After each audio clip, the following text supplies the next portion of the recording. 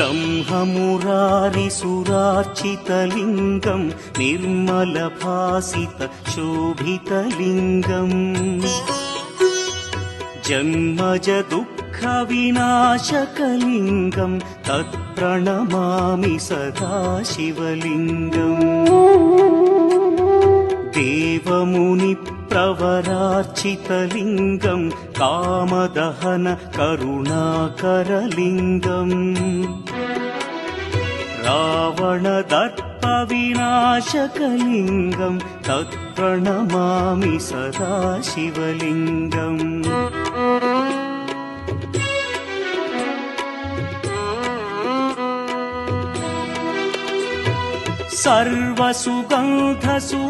सर्वसुगन्धसुलेपितलिङ्गं बुद्धिविवर्धनकारणलिङ्गं सिद्धसुरासुरवन्दितलिङ्गं तत्प्रणमामि सदा शिवलिङ्गं कनकमहामणिभूषितलिङ्गं फणिपतिवेष्टितशोभितलिङ्गम् दक्षसुयज्ञविनाशनलिङ्गं तत्प्रणमामि सदा शिवलिङ्गम् कुङ्कुमचन्दनलेपितलिङ्गं पङ्कजहार सुशोभितलिङ्गम् सञ्चितपापविनाशनलिङ्गं तत्प्रणमामि सदा शिवलिङ्गम्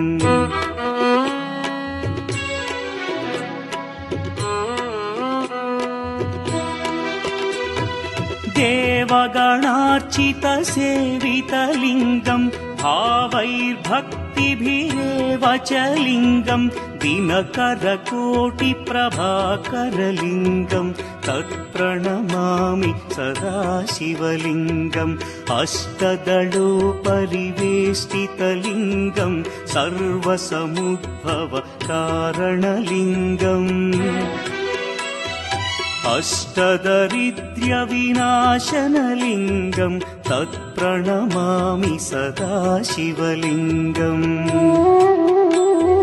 सुरगुरुसुरवरपूजितलिङ्गं सुरवनपुष्पसदार्चितलिङ्गम्